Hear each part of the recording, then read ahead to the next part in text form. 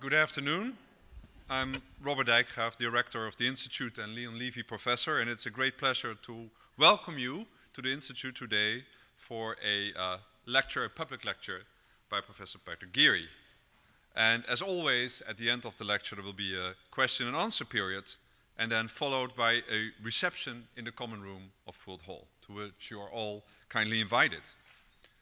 As I said, today's speaker is Professor Patrick Geary, professor in the School of Historical Studies since 2012. And in fact, I remember very well, he started his tenure here, I think must be January the 2nd, 2012, which was also the first day I actually, in my new capacity, kind of walked around. And so the first person I saw was Patrick. So which, of course, led to a serious case of imprinting on my case. So Patrick is a leading historian in the Middle Ages, whose research has opened new ways to understand, interpret, and define the medieval past. His work extends over a vast range of topics in medieval history, both chronologically and conceptually, from religiosity to language, ethnicity, social structure, and political organization.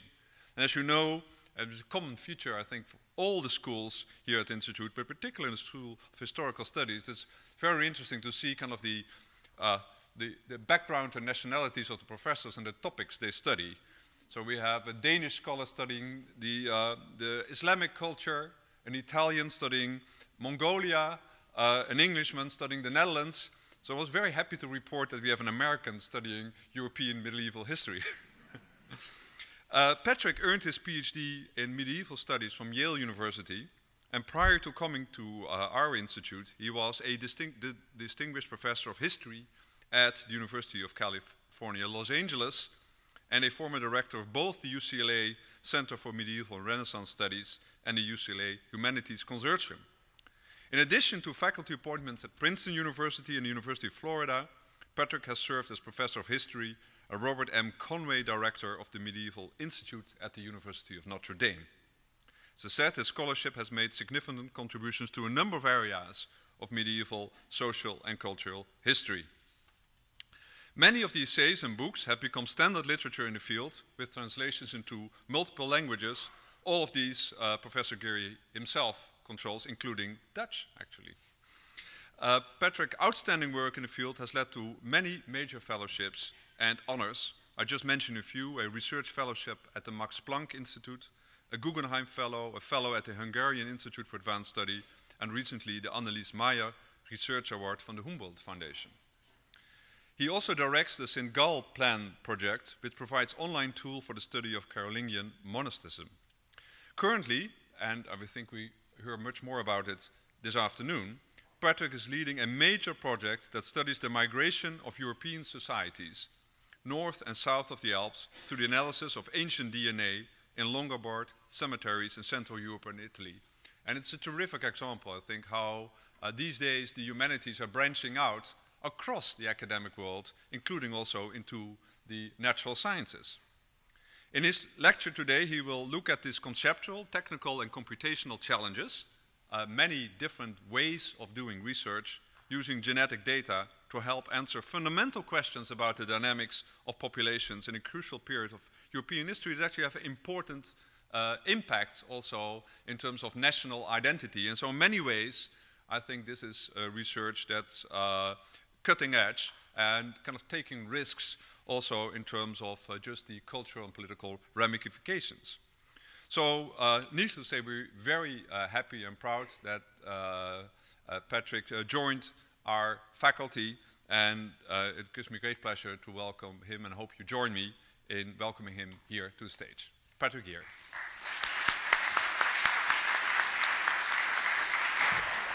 Thank you.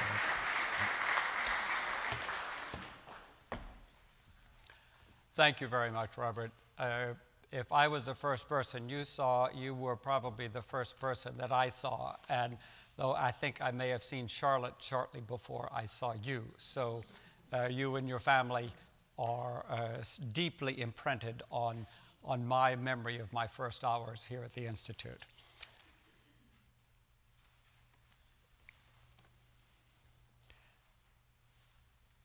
Rethinking Barbarian Invasions. Let's begin with the classic image. when as a flood the collection of powerful mountain streams, long restrained in a high valley, are now and then guided by weak dams, finally breaks free and inundates the lower plain. Wave follows upon wave, current upon current, until all become one bright sea that, slowly subsiding, leaves everywhere traces of devastation, but also flowering meadows, which it had renewed with fertility. Such was the effect of the famous migration of the Nordic peoples into the provinces of the Roman Empire.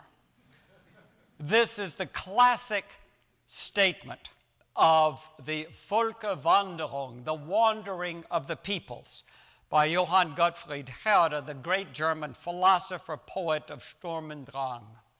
This image of devastation, yes, but actually, ultimately, fertility, new blood for a tired Europe, a tired Roman Empire.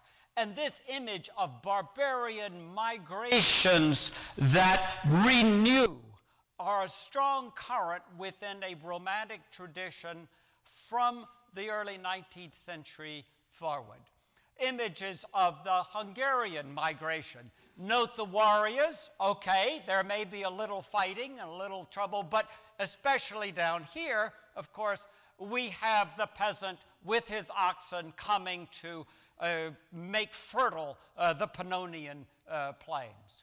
Or the Germanic invasions. There are always oxen, apparently. He's got his sword, he's got his shield, but he's looking back to his wife in the ox cart with the ox. And this is romantic that goes to the present. Children's books, always an ox, this time white, it may be meaningful, and this happy nuclear family on their way to the Roman Empire to renew it. So we have this image of the barbarian, very nice-looking barbarians. They look a lot like mathematicians to me, but coming down into Europe to renew the tired world. But of course, there is another image of this. It is not the Volkswanderung, but the barbarian invasions. The image somehow more typical for France and Italy for some strange reason, that sees this as ultimately destructive, raw brutality, not at all disguised sexuality, power that is only power to destroy and not to create. The sack of Rome by Alaric, destruction. Exactly why they're dressed this way is not clear to me. I don't see any oxen in the picture. Well, you know, we can joke about this. You know, well, we wanted literature, music, art. We were starved for these things, looking for some poems. Sorry if we broke some stuff. Well, we can joke about this, but the other image of the barbarian invasions is pretty powerful. In a recent book by a British historian we'll return to in a minute, kind of says it all. The fall of Rome and the end of civilization. Well, that's all very nice, but these days we're not even sure that these things happened. We're not sure what went on in this period. Were there barbarian migrations? And this is not just an academic question, is it? This is not just a question that dusty people like myself are asking about the 4th, 5th, 6th century. Who might have said this? Rome did not fall overnight. It fell gradually. They scarcely noticed what was happening until it was too late. Germanic barbarians attracted by prosperity, crossing, looking for new life. This is seen as even something positive in the empire. But then, on December the 31st of the year 406, the Rhine froze, and tens of thousands of Germanic barbarians crossed the river, flooded the empire, and went on a rampage, destroying the city. In 410, Rome was sacked. If Europe falls, it will fall because, like ancient Rome, it no longer believes in the superiority of its own civilization. It will fall because it foolishly believes that all cultures are equal. and that consequently there is no reason why we should fight for our culture in order to preserve it. Geert Wilders' address in Rome, in honor of Robert, of course, and our Dutch colleagues, 2 years ago. This is not an academic topic. Barbarian invasions, barbarian migrations, renewal of the empire. Is this a lesson of history that we need to learn today? Well, as a historian, I would say, of course not. The lessons of history are not like this. What goes on in the 4th and 5th centuries are not telling us what is going on today.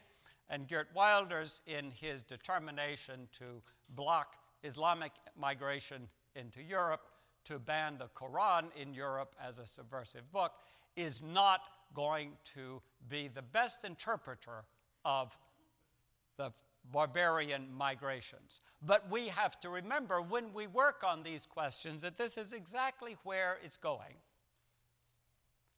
Or it's going in the direction of political correctness as though it never happened. And maybe it didn't happen.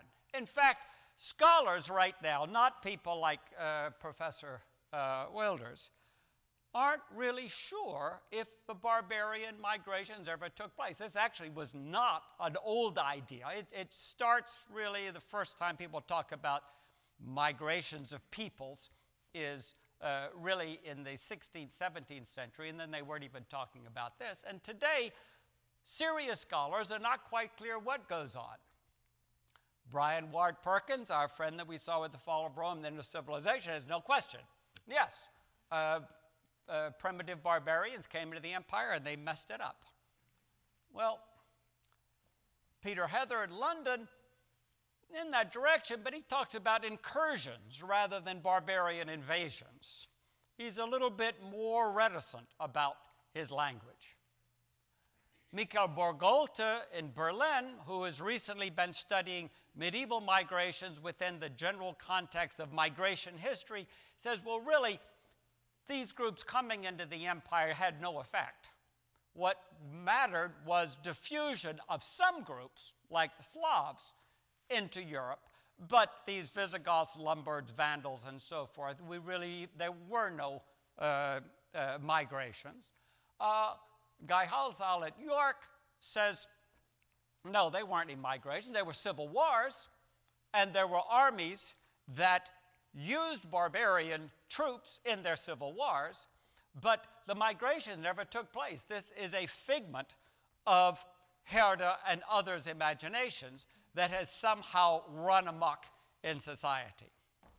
Well, we can understand why contemporary European politicians want to play with this motif of howling barbarians coming from the north or coming from the south. It's less clear why supposedly serious historians like myself are not really sure whether this took place, and if it did, was there a major demographic impact? Or was it a smaller impact? Were these peoples in the sense of men, women, children, animals, oxen, slaves, coming in massive numbers and having a demographic effect? Or were these small military units made up of men who entered the empire in the service of Rome or on raiding expeditions and were very quickly absorbed into the local populations? Why don't we know? We're historians. Isn't that our job? Well, some would say it's ideological. Some say the politically correct historians want to talk about the transformation of the Roman world rather than the fall of Rome, while the xenophobes want to talk about howling barbarians. But that's all very good, but there's also a basic problem of evidence. For example, I'm going to be talking a lot about the Longobardi, the Lombards. So I'm going to use some Longobard examples from the beginning. And here is the closest to a contemporary eyewitness account of the Longobard invasion of Italy, as it's generally understood. In 568, King Alboin of the Lombards supposedly invades Italy. This is a text of Marius of Avranches. He is an exact contemporary of this. He's writing probably about 580, but he's alive at this time. He's probably drawing directly on materials written in Italy. We have his text in exactly one manuscript, and this is the entire text. This is everything that this eyewitness account, the closest to the event, this is our best evidence about Alboin and his invasion of Italy. And I don't know what it says. Okay, in this year, Alboin, king of the Lombards, with his army, leaving and burning Pannonia, they burned down their homes, he says, presumably so they couldn't go back or that others couldn't get them or whatever, with their women, so it's the entire people, men, women, and children, and those oxen, both brown and white, occupy Italy in Farah. We'll come back to that. And there, some perished by disease, some by famine, and a few by the sword. In that same year, they presumed to enter the frontiers of Gaul, where a multitude of the captives of this people were for sale. Who perished and who got sold? I don't know. Ali mordo, ali fame, non nulli gladio interrupti sunt. Maybe some of the Lombards sound like they lost.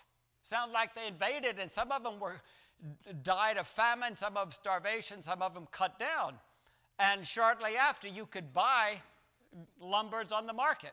Or maybe it means that they invaded, and there some people, meaning the local Italians, were killed, and maybe they were selling slaves, meaning Italians, in Gaul. You could read it either way. So either as a great successful invasion or as a disaster. Well, we have written texts like this, very useful for clarifying things for us. And then we also have archaeological texts, the material culture of this world, of this lost world. Archaeologists have been digging around for a century and a half, looking at the evidence of the Longobards migration. Well, we begin because Roman texts tell us that there's a people called the Longobardi living in the lower Elba in the 1st century. They then vanish. For 3 centuries, not quite sure where they are, if they still exist. But then we start getting certain kinds of material in here in what is today the Czech Republic, the Moravian region, southern Czech Republic. Then it comes across the Danube, the region of between Vienna and Budapest, essentially. We start seeing kinds of stuff from sites. This stuff, hard to know. People say that there are great similarities, but I don't have enough imagination to see it. But here, yeah, okay, these S-form fibulae, and then later on, we find these things showing up in Italy. Well, is that evidence that the people who really like these S-form fibulae started out here, they moved down here, then they came across here?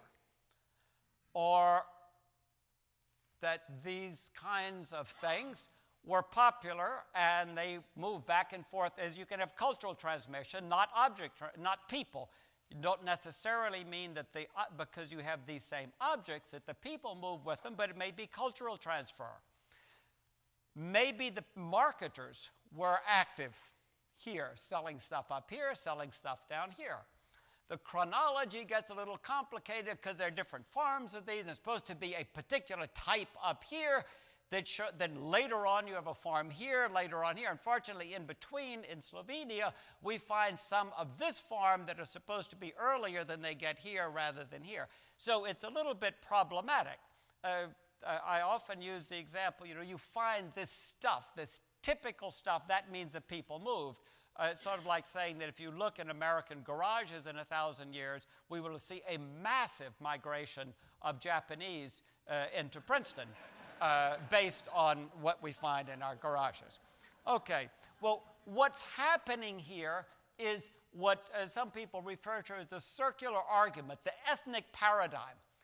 Okay, we have texts, and we read them literally if we could understand what they're saying. And there's some other texts, and more important texts about the lumbers, but it's written 200 years later, based on lost sources, maybe. So we read the text literally. It's, oh, well, they were here. The Romans say they're here, here, here. Okay.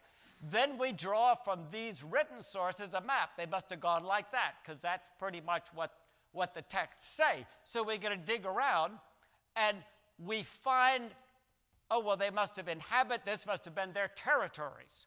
And they must have been up here, and they moved like this. So we begin to fit an ethnic map of these people. And then with our shovels, whatever we find there, say, that must be Longobard. That must be what distinguishes the Longobards. Rather than that's something the Longobards like, but a lot of people did as well, and maybe they weren't Longobards anyway. And then when we dig around and we find a corpse, that is a Longobard. And how do we know that that's a Longobard? Because he had these things, and those things we know are typically Longobard, and they had to be because they came from the territory of the Longobard. So you see where we're going with this. Same sort of problem comes up in other situations. If we take a look at typical barbarian period jewelry to identify national or ethnic groups as though what distinguished people was their jewelry, like saying, well, progressives and Tea Party people, you can tell them from their burial custom. I have my doubts. We should look, but no, never mind.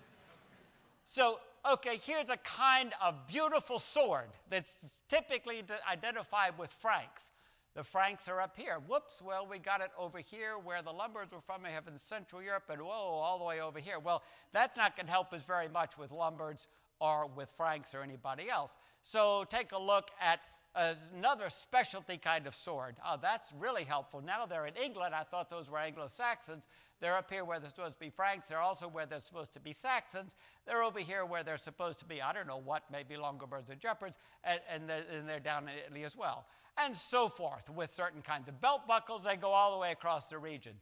Certain kinds of special belt buckles, they're all over the place. Even Roman stuff that ought to stay home, like Byzantine form helmets, maybe these are simply Roman soldiers, and this is the stuff that they use. So we run into this problem that our material culture isn't terribly helpful, our written culture isn't very helpful, so we desperately need some other kind of source to help us understand what is going on in this period.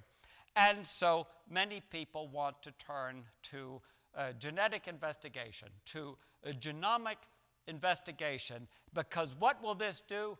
This will tell us who you really are. And this is just as dangerous as the kinds of things I've been suggesting before. But right now, we know that we are in a genomic revolution. For $99, you can find out who you really are. How many of you have had your genetic test? Come on, be honest. Yes, you know who you really are. Cut through all of that culture and double talk by historians, and you know who you really are because you spit into a bottle and shipped it off. So a breakthrough for you. Discover your ethnicity. Your ethnicity in your genes. Maybe. Who do you think you are? Who are? So the idea is, well, genetics is going to tell us who these people are. Now we'll know who the real Lombards are. Hungarian politicians suggested, upon the victory of the current Fidesz party, that now, thanks to genetics, we will know who the real Magyars are. But the reality is that genetics requires as much theoretical, interpretive work as any other kind of research. And the idea that genotype equals ethnic group, a cultural construct, a sense of identity, is completely misleading and potentially very dangerous. This danger of essentializing to, in a biological way, to divide people, to eliminate the complexity of the past into some kind of sharp, objective identity A racial essentializing is not what serious geneticists mean, though some people will turn a buck on things like this. And it certainly is not going to be helpful to history. Let's remember everything we used to know about DNA in 30 seconds, and my apologies to the people here who actually do this stuff. You know, we have two kinds. We have uniparental. We have the mitochondrial DNA, mother, mother, mother, all the way back to Eve. The Y chromosome inherited directly from the father. These do not recombine. Well, Y chromosome does a little bit, but let's pretend that it basically does not. That's what most people study. That's where you go back. Your mitochondria goes back to Africa, to wherever, and you find out who you are, or your father's line. And a lot of studies, historical studies, have focused on these uniparental markers, tracing them back. It's like picking up a 500-page book, reading one page, and writing a review. Now, I know lots of scholars do that, but even those of us who do it know it's not the right way to do it. Then there's the autosomal, the nuclear DNA, all the rest of the DNA that is inherited from all of our ancestors. And we get the whole crowd in the room, not just mom, mom, mom, dad, dad, dad, but everybody back there, all of these mixings. And it's subject to recombination. So in every generation, it may change. It doesn't all change in every generation, but the possibilities are enormous. Okay, so what are we doing when we say, okay, we're going to use genetics for history? Well, we have to sequence the DNA. That means that we have to get DNA from living or dead specimens. The living are faster to move, but it's easier to get it from them. It's in better condition. The dead, they're just there. But as soon as an organism dies, the DNA begins to break down, and it gets contaminated, particularly by bacteria, by anything that has ever touched it, by any archaeologist or whatever. So there are all kinds of technical problems, but you've got to get your DNA. Then you have to decide what genes you're going to study. They have to be amplified so that their signal stands out over the 3,200 megabase genome. You know, over the billions of bits of data. What are we going to look for here? Well, we're going to resequence the genome so that the single nucleotide polymorphism, SNPs, we'll be talking a little bit, these repeating sequences of microsatellites, these units can be identified, because those are the units we could try to work with for the most part. 10 million SNPs, we're not going to do them all, so we have to make some decisions. So these then are sampled and compared to models that predict divergence going out or convergence back to a common ancestor. But these are models, and there are lots of ways the models could be constructed with the same data, the same genetic diversity. There are different ways of building different models. So you have to, if you're building models, it's a very complicated thing. And then you have to analyze, what does it mean? Otherwise, you're just looking at data and making up stories, which some people do. Who does this? Well, there have been some very interesting studies of attempts to study the migration period using genetic data. Some of the earliest and most interesting have concentrated on the Anglo Saxons. It's an island, it's somewhat isolated, and there have been a number of studies. Michael Wheel has led several of these, looking at Y chromosomal evidence of Anglo-Saxon mass migration. Did a lot of Saxons come? Did a few Saxons come? Did they just send postcards and say, please learn English to the Britons? And they conclude the very complicated study looking at different regions, East Anglia, but then comparing them with Frisia, Norway, and then also with Wales to see where do the Y chromosomes seem most similar. This is all modern DNA. This is taken from living people. And they conclude there's a massive Y chromosomal replacement, and there are various arguments about how that happened. Either they killed all the Britons, or more likely that they had a marital advantage or reproductive advantage for centuries, and gradually the Saxon Y chromosomes pushed out the rest in eastern England, so that they're more similar to the continent than they are to Wales. Unfortunately, other studies using different data sets say, oh no, there's actually no difference at all. So it's a bit of a problem, and much of the problem relies on the difficulty of using modern DNA that I'll come back to. On the continent, there have not been as many studies, but there's a very interesting study by two people at USC. Having been at UCLA, I naturally distrust them, but now they're looking at nuclear DNA taken from modern samples, and they're trying to find patterns of identity by descent blocks within the DNA and trying to date them, but trying to look at different levels 500 years, 1,000, 15, 2,000 years ago, and see whether there are patterns that might emerge and then how one might explain those patterns. And their explanations is the Huns did it. Well, both of these studies are interesting in that they are trying to answer questions about migration using modern DNA.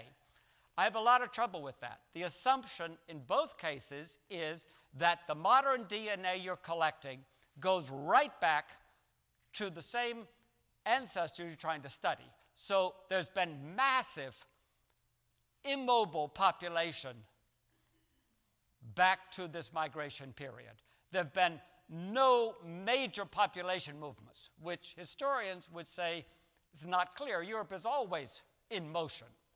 There have been no major demographic constrictions creating bottlenecks and a loss of DNA, such as the Black Death, which I think still did happen, killing between 1/3 and 2/3 of Europe's population. So what survives in Europe's gene pool is not what was there in the 6th century or even the 13th century. It's also assuming that these people actually go back that direction, that deep, which is not at all clear. The 2 grandparents or 4 grandparents from a village someplace, one assumes that their family have been there forever. That's denying history. Now, it may be true, but it's a leap of faith to say for 1,500 years these people have simply been there. We know that there is motion, there is movement within peasant societies across the modern period, across the medieval period, and before the Middle Ages. There's been a lot of movement, so that this modern DNA is problematic. It's problematic in a study like this for another reason. This European data set that a lot of people use is wonderful because there's very rich data. It's collected for medical reasons, and so it's available. One of my problems, as you see, is getting ancient DNA is very expensive. This is available. But all of this is from people who happen to wander through one hospital in Lucerne, Switzerland, and said, oh, I'm from Italy, I'm from Sweden, I'm from Estonia, and so forth, and gave a sample. And these points that locate them are located on a post-1945 European map. So Italian DNA could be Sicily, or it could be Sud Tyrol. French DNA could be Brittany, it could be Alsace, which might have been Germany at another time. It could be Lille, it could be Provence. It's just French. German, post-1945, could be Rostock, it could be Passau, it could be Munich, it could be Leipzig. It's just German. So there are a lot of problems with the data that they start with. The science may be beautiful, but it may be garbage in, garbage out in terms of meaningful results. There are also problems here about after they have these patterns, how do they interpret them? In fact, they cite 3 history textbooks as their historical basis for saying this is to be explained by the Huns. Not a lot of deep collaboration with anyone. So modern DNA, I don't like it. I mean, I'm glad I have it, but I would not want to trust it for my history work. So we go to ancient DNA. Actually go to the people who are trying to study. Forget about trying to get this modern stuff and say, well, their ancestors probably were the people. Let's dig up the ancestors. This is a real problem, too. This is one of the more famous studies, or I would say infamous. Some people think it's great. A study not of Western migration, but of Central Asia, the Xiongnu, the people who are not the ancestors of the Huns, but some people think they are, people that Nicola di Cosmo loves and works with. And this archaeological team digging up this body, which they think is from a Xiongnu period, but there are even questions there, they say, we showed for the first time that an Indo-European was present in the Xiongnu Empire. And they go on to say, this West Eurasian male in the Xiongnu Empire might show racial tolerance of the Xiongnu. This is wonderful that genetic research shows a kinder, gentler, multicultural empire of the Xiongnu. What did they base this on? Well, their friend has a particular, belongs to a haplogroup R1A1, and if we look at it on a map, well, yeah, it's more common in Europe and South Asia. It's a probability thing. It's more common. But, oh dear, it does exist in Asia as well. It's possible that some distant ancestors of this individual may have come from Europe, or maybe not, but that he was an Indo-European, which is a linguistic category, that he spoke an Indo-European language, is absolutely terrifying. So far as I know, the gene for Indo-European languages has not yet been isolated. Now, I know that some of my geneticist colleagues may be here, and if you've found the gene for English, please let me know. There are a lot of people who could use it, and the gene for American is probably a subcategory. So this is a problem. So what should we do with ancient DNA? Let me start with what we should not do. I give you, and this is for Professor Helmut Reimitz from the university, this is the great sample of Frankish identity. Childeric, who is the king of the Salian Franks, dies in 480. His tomb is found in the 17th century. Here's his ring, the picture. I wanted to draw a line to show where the tooth fit, but you can use your imagination. And we have his wisdom tooth. How we have it is a long story, and I don't want to get into that, but we've got the guy's wisdom tooth. It's in the Cabinet de Médailles, the collection of precious objects in the Bibliothèque Nationale in Paris. If the French government momentarily had a brain freeze and allowed us to drill into it, and if we could actually get some DNA out of it, and if we could actually sequence it and completely sequence his entire genome, what would we know about Frankish identity? Absolutely nothing. It would not tell us whether this Childeric, who, by the way, was the father of King Clovis, the first king of what would eventually be the Merovingian kingdom, eventually the Carolingian kingdom, eventually France and Germany. So this is the father of the first king of, the French would say, France. Would this tell us who the Franks are?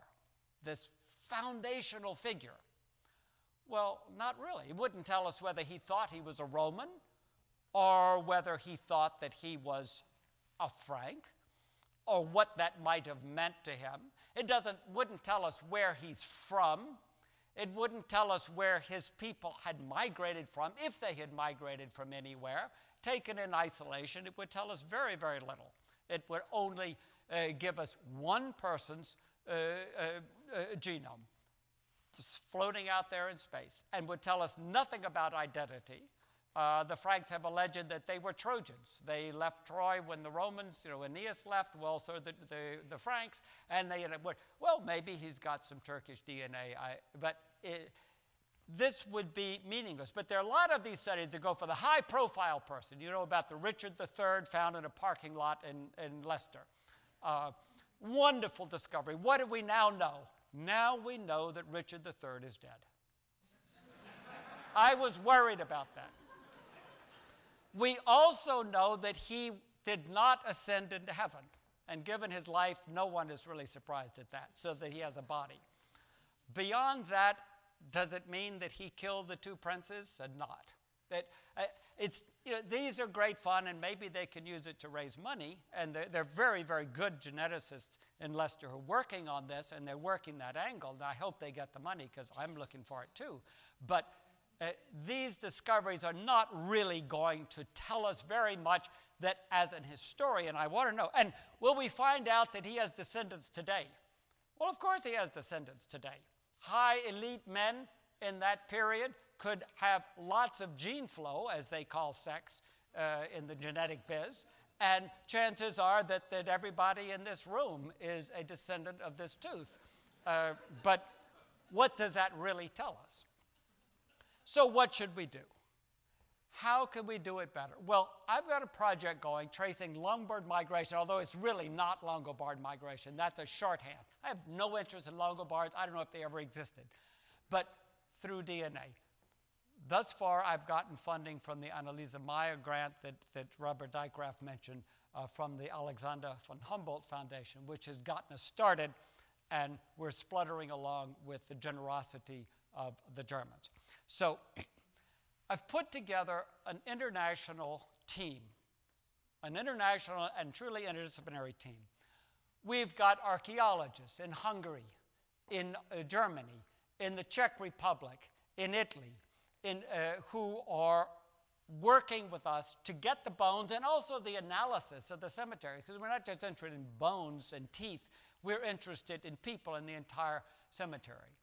We have a team of geneticists. The primary work is going on actually in the laboratory of David Carmarelli in Florence, but also with assistance of Guido Barbugiani in Ferrara, who's one of the major figures in working with ancient DNA and their students, but also geneticists in the US and so forth. We have physical anthropologists, because we're interested in isotopic profiles of these materials, because we need models, so we need to look at what isotopic analysis might give us in terms of ideas, and then just to mess things up, there's some historians like me involved in. So we're really trying to work together. And what are we doing? Well, we have acquired the remains of 600 people, soon to be 800 when we get our bodies from the Czech Republic. And we are in the process of extracting, amplifying, and sequencing, doing basic mitochondrial DNA sequencing, traditional sequencing from these 800 figures. Now, thus far, we have done, just as a quick test, the mitochondria of one section of the mitochondria from a series of people from the Piedmont region of Italy. We've run some very, very basic tests. This is sort of a network analysis. This is a very, very basic, quick analysis of the mitochondrial connections. If you don't see any pattern here, you've got it. That's exactly right. There's not much that we're going to learn from the mitochondria, and for reasons that become obvious, I doubt that that would tell us very much about migration anyway. So what we need to do is to get the nuclear DNA. We need to get into the depths of the DNA, which is enormously expensive and for which I frankly don't have the money. Certainly not for 800 samples at about $1,000 a run. So we're starting with 2 villages, one in Italy near Turin and one on the Lake Balaton. And these are sites that have been very carefully excavated. We're getting isotopic analysis so we can look at them, kind of triangulate from various directions. There are some similarities. There are these kinds of row burials that seem to be typical of this period. This is 6th century barbarian type burials. Some of these, they try to date roughly comparable, and you find stuff in them that are similar. These kinds of pins women wear, fibula as they're called, you see here and here. There's some kind of connection, but style, whatever, we don't know how they might run together. What we want to do then is to do very detailed analysis of the genetic material we can get out of it. 10 years ago, this would have been completely impossible. Today, it may be possible using what is called next generation sequencing. We're looking for 5 megabase. We're only 0.2% of the whole genome. If we did the whole genome, I would have to sell my house to do 1 sample. But we're going to focus on 2% of the genome, looking at what are called 5,000 of these SNPs that are known generally in population demographics to identify regions. This sort of thing that you test when you send this stuff off to a lab. This might help us look at recent movement, maybe. It also is useful for looking at kinship, because we'd like to know what is the organization of these, who's buried next to whom? Are these relatives? Is this a kindred group or not? Then we're going to take a look at 5,000, 1,000 by regions of contiguous sequence that we can apply population demographics to test competing models that would give us an idea of how this population came to be in a more sophisticated way. Then we're going to look at some areas that might have something to do with medicine, disease. This is a period of plague, because we're hoping to lure some medical money into this. But what do we want to know? To what extent are these Longobardic and non-Longobardic seminaries structured? How are they organized? Kinship, gender, social status? There are all kinds of arguments among historians. Well, let's just see who's there. What is the relationship between individuals buried in these cemeteries? And we're also looking at cemeteries that formally don't seem to be the same. So they say they're not Longobard. Well, maybe none of them are Longobard, but it's a different cultural tradition. Does cultural tradition map with genetic? Is there any reason that are they similar? Was there gene flow between these groups? And if so, is it sex bias? There's some indications that when migrant men move around, they collect women from wherever they're going. This image of the husband, wife, and the ox moving through Europe may not be right. Maybe the men moved, they picked up women along the way, one way or another. And so we may find that these are very different groups. And then, is there genetic continuity between Pannonia, that's the Hungarian, Czech, Austrian region, and the Italian sites? Not saying that they're Lombards, but saying, is there a population movement in Europe in this period? What do we do with this? Well, once we get this, we have to analyze our data. And there are various ways to do that. The first are called unsupervised. That means when you let your lab assistant in, they lock the door and they just run amok, I guess. But it also means we're not testing alternative hypotheses about that. They're just sort of eyeballing it, trying to make interpretations, maybe some statistics. You're looking at individuals. You're looking at genetic distance of individuals. You're trying to see, can you map out something about these people? And it's a good way to begin.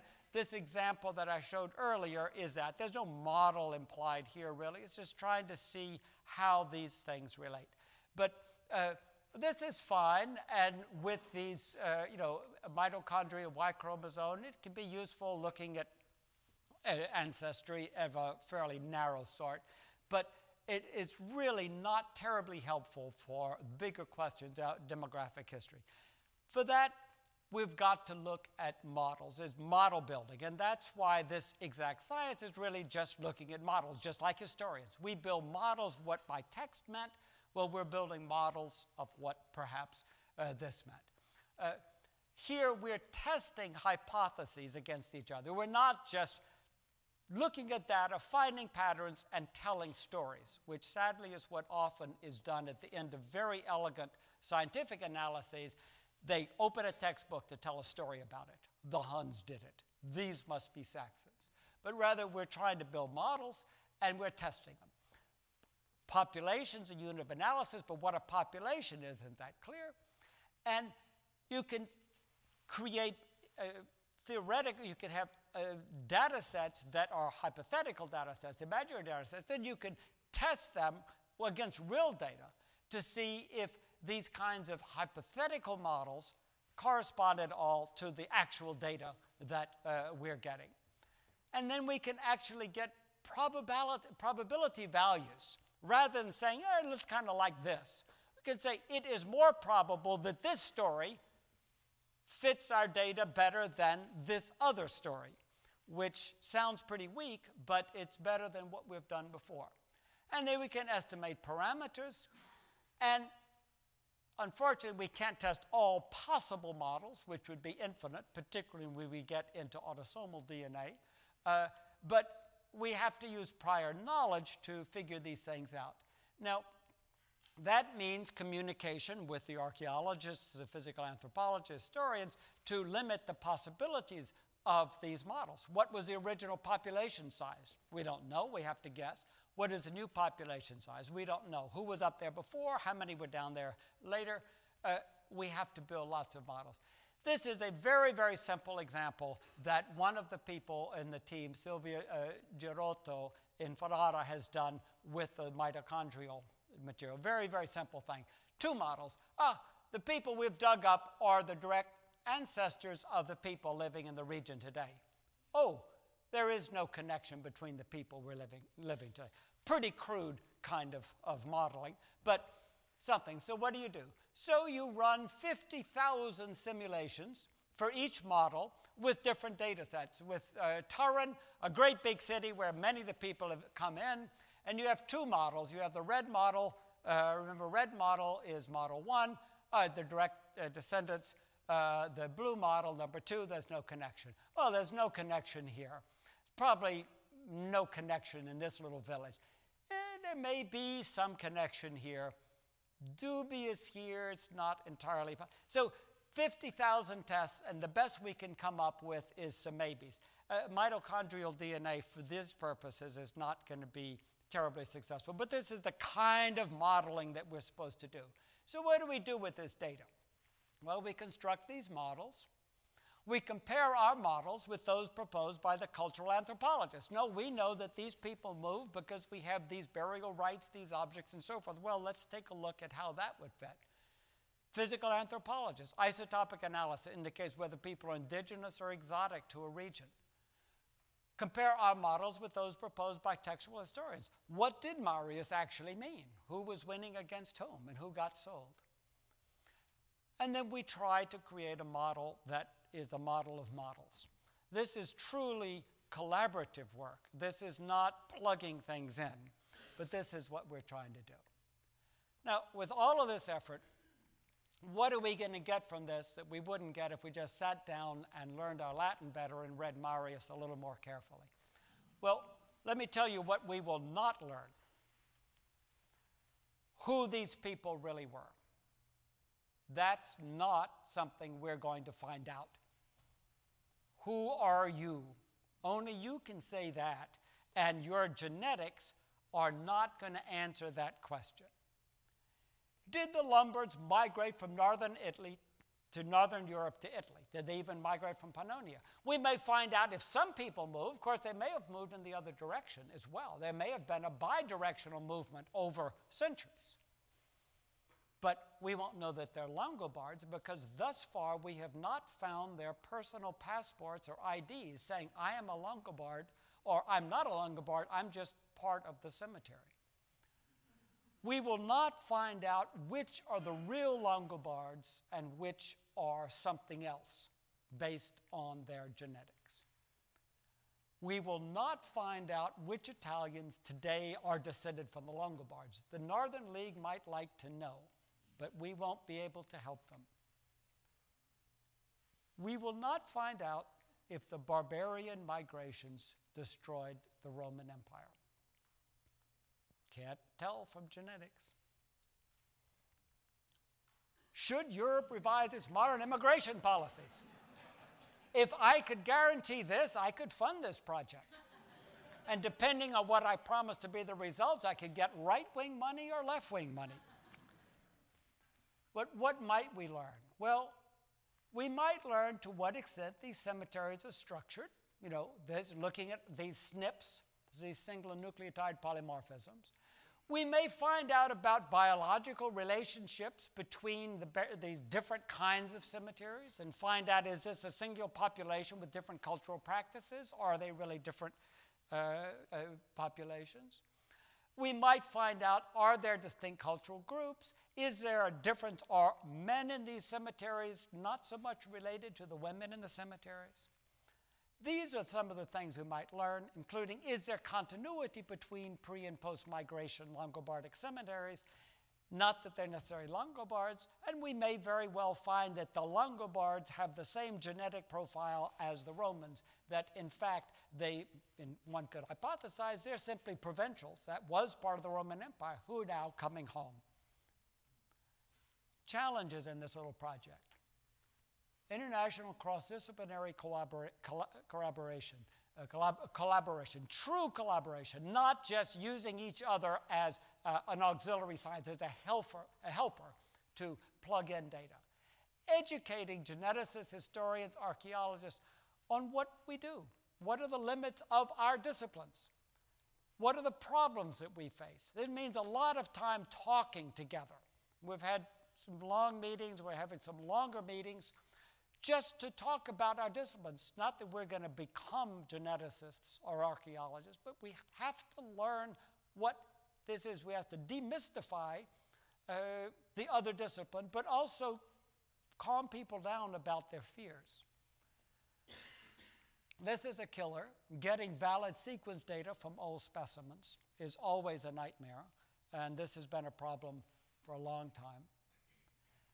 Developing models to recover probable histories. It's hard enough with the non-recumbent DNA. It's a nightmare with DNA that in theory could recombine every generation. Then every point, in theory, every locus on the genome could have its own genealogy. 3 billion points, it really eats up a lot of computer time. So our mathematicians have to simplify this for us and make it easy. Finding the $450,000. Please lock the doors. Nobody leaves without a contribution. What is the payoff in all this? I think we will create a model for rigorous examination of population changes. People are working toward it. We're not the only ones, though we're the only ones trying to do something on this scale. But we need something that is replicable. We're going to learn best practices and share it. And we will share our database. We're going to create an ancient DNA database, which absolutely does not exist. There are other groups that are beginning tentatively to do this, and we want to link to them so that one could eventually have a map of ancient DNA in this period. I hope we'll have a model for reinterpreting historical and archaeological evidence along with genomic evidence. It's not that this is going to replace that, but they must be interconnected, and we have to show how that can be done. I hope beyond the process, it will start estimating diversity across the boundaries. We're not looking for essentialism, Romans, Lombards, barbarians, Franks. We're trying to preserve the diversity, the hybridity of Europe's populations on both sides of the boundaries of this world. Perhaps we can start estimating numbers of those who actually did move in or possibly moved out. Was it elite migration? Was it culture transfer? Or are there significant population movements? And probably the answer is it depends on where. But at least we can start that. Possibly an estimate of the lasting demographic impact, if any, of these. This is my dream, but it may not happen. A start at separating historical from political interpretations of antiquity. We'll never get beyond it, but we're trying. New ways of understanding the complexity, the heterogeneity, the malleability of Europe's population in the past, and just maybe, perhaps, we'll be able to say something that is useful for us in a dynamic way about the present and the future. Thank you.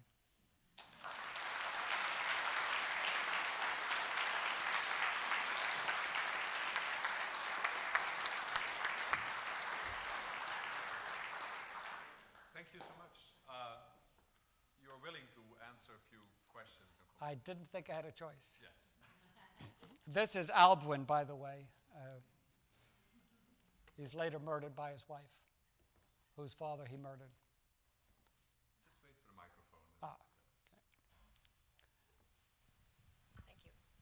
Really interesting. Thank you so much. I was wondering, early on, you made a really big point about not being able to trust ancient DNA because it had been so sullied for so many reasons.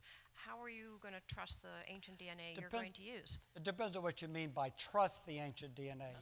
There are various ways to interpret that.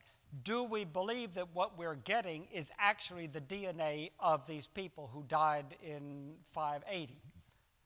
That's a major question. Early ancient DNA analyses, whether it was of mammoths or prehistoric bison or Neanderthals, was actually the DNA of the scientists doing the analysis. contamination is an enormous problem in ancient DNA. Fortunately, this is a very rapidly moving field. And in the last 10 years, there have been significant advances made that, in a way, actually uses the degradation of the DNA as a control. If the DNA is too good, it obviously isn't good. It's recent. So there are ways to do this. We're taking from each one, we're taking 3 samples. Sequencing is done in totally different laboratories. A laboratory in Barcelona is doing it, as well as our lab. If the results conflict, then there's obviously a problem. So trusting DNA in that way, it is a real problem.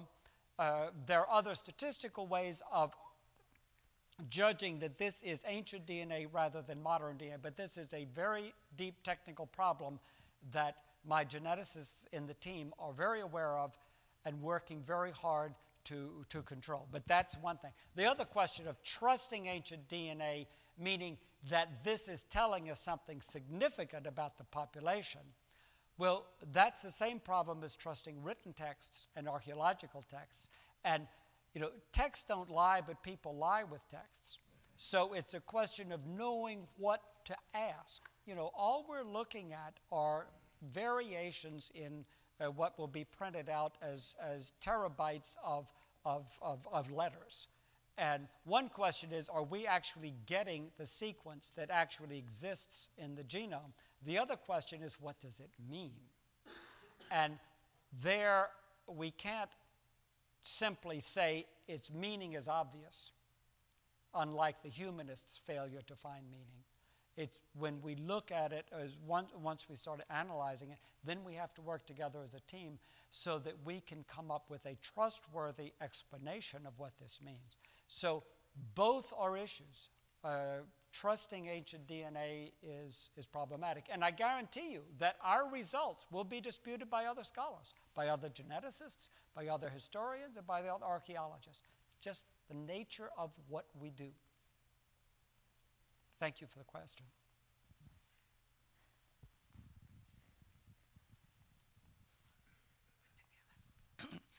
Hi, hello, it was excellent talk. I'm an economic historian, ancient economic historian, and you mentioned the interdisciplinary approach. Let me just proffer the ideas of the barbarian coins, the so-called barbarian coins of the period you're discussing. There might be some way of including that in these studies. And the second quick comment, I remember in Europe I picked up some trashy Nazi pamphlet, 2000 years of Deutsche Kultur, and I'm wondering whether one could compare these things to this. And last but not least, those interesting female jewelry, the fibula, they held the pins that held up the togas. One can buy them on eBay. I bought a few, and they're painted enameled, but I've gotten the ones that were broken for $5 or $10. Of course, they could be fakes, but for $10. Well, let's hope they're fakes. But certainly, when I talk about historical sources or archaeological sources, I mean that in a very broad sense. So numismatics is certainly a part of the issue. Now, these peoples are not minting coins at the time that they are doing this, but there's some very interesting barbarian coins or medallions that are produced outside of the empire, some of them copying Roman forms, some of them actually better quality silver than you would say they're counterfeit, except that their fineness is greater than the Roman coins that they're counterfeiting. So then you have donut-looking coins that look like yeah. Well, there are a lot of questions about the flow of precious metals, and these people tend to be, and all of this stuff that they've got, all of this gold and silver, they're buried in their tombs, these beautiful swords. This is the emperor's gold. They are being paid either in service to the empire, they're the Roman army, or they are getting it in as part of a treaty in which the Romans find that it's cheaper to send them gold than to fight them. They pay for an army. It's easier to bribe them off. So there's a lot to be done with the flow with the existence of precious metals within these societies, and also where it's from. And metallurgical analysis is very interesting. Where does the gold come from? Is it mined locally, for example, in the Iberian Peninsula, or is it coming from the Eastern Mediterranean or even beyond? And the same with the jewelry. Where are the stones coming from? Some of the stones are coming from Sri Lanka. Pretty extraordinary. Others are local. So there's a lot. This is the kind of technical complexity that is involved in what we do. And we're just adding another layer of complexity. So this is not a genomic project, all genomes all the time. That's just one more little trace. We have the written evidence, archaeological evidence. Now we're going to add genetic evidence. And one does not trump the other, and they tell different parts of the story, and you cannot answer questions about culture and identity through genomics, just as we can't answer questions about population movement through our texts. So we just have to work together. Okay. Yes. Last. Yes.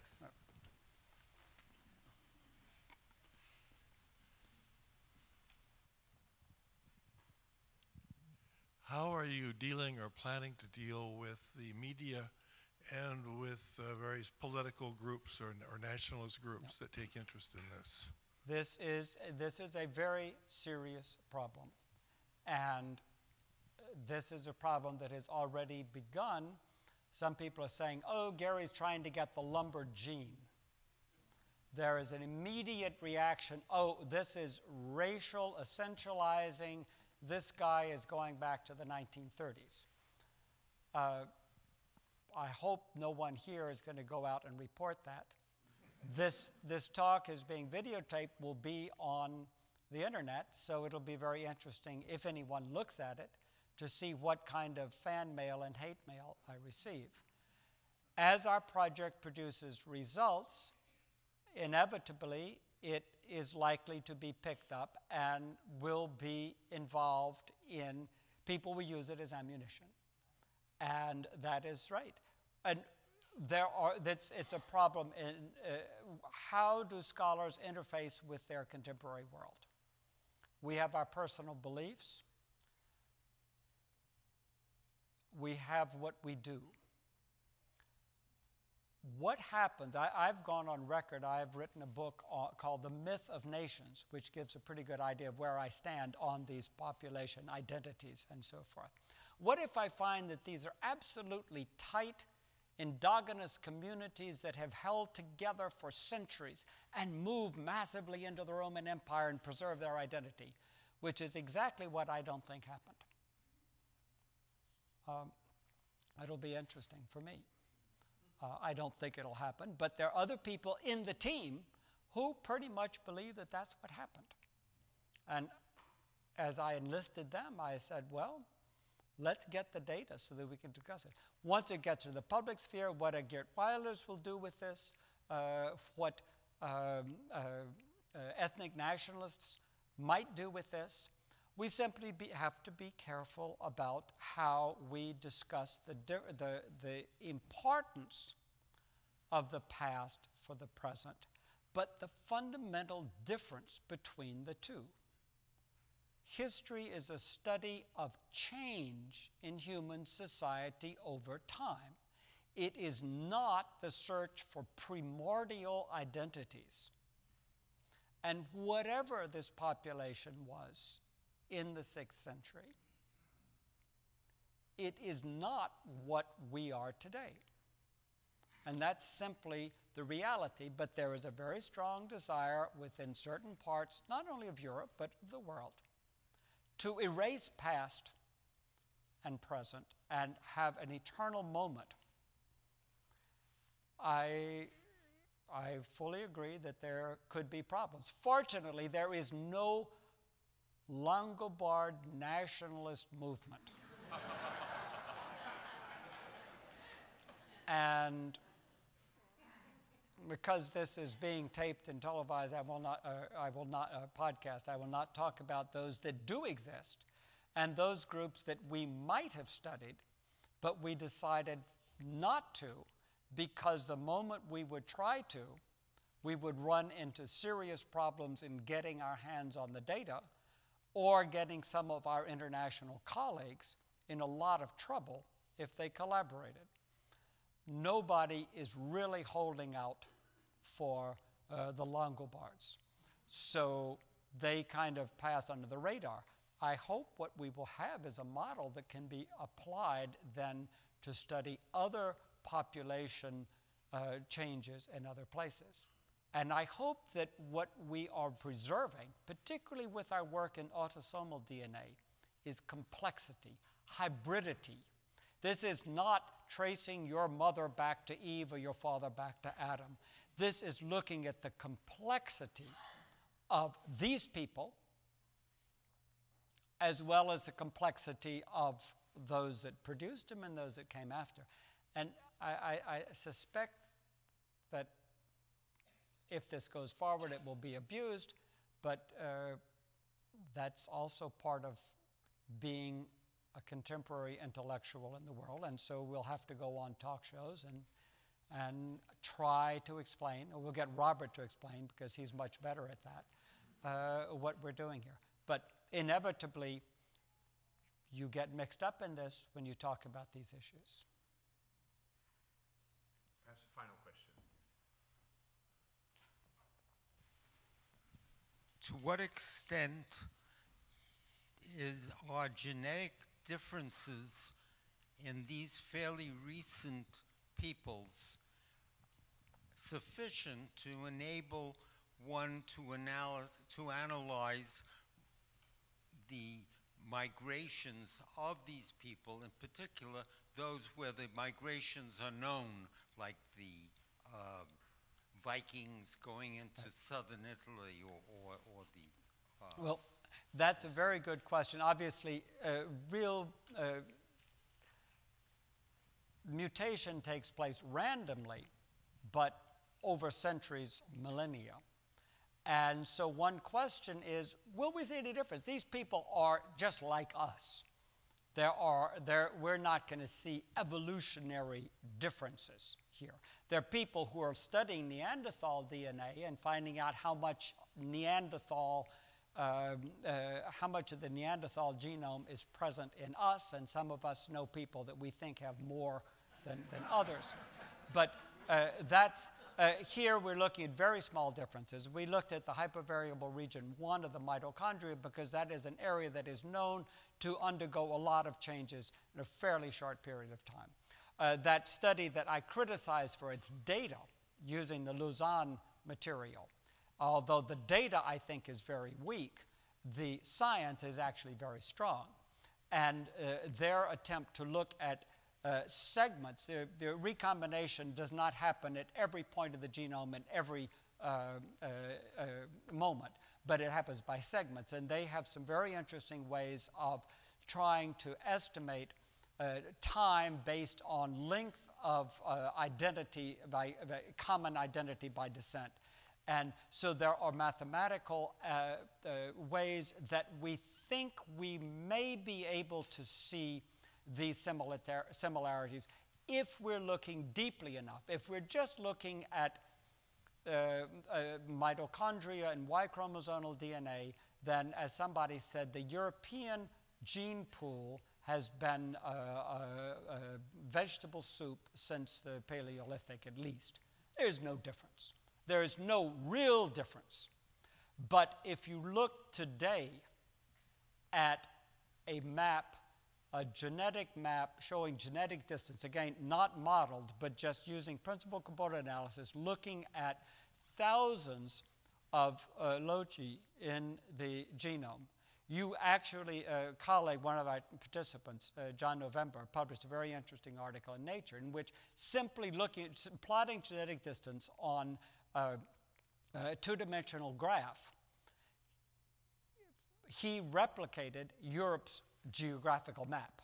you can see Scandinavia, you can see England, you can see the Iberian Peninsula, you can see Italy, even though he's using the same lousy database from Lausanne. If he had really good data, it would be fascinating. But so we know that there is sufficient difference in modern DNA to find difference. But what he does not find are lots of isolates, evidence of big migrations moving into an area. The extraordinary discovery is that people tend to have sex with people that they're close to. Think about it. And the result is that it's a very gradual process.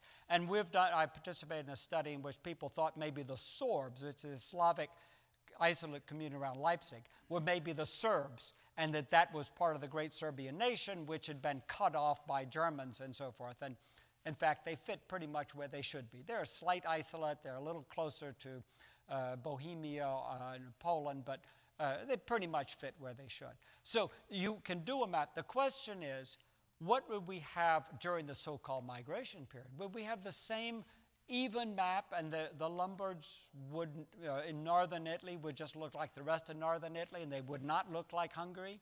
We don't know. It's an interesting question. But it's possible, using next-generation sequencing, to get rich enough data from even ancient DNA to pose these questions. And ask me after I get my $450,000, and I hope I can answer it. Okay, Patrick.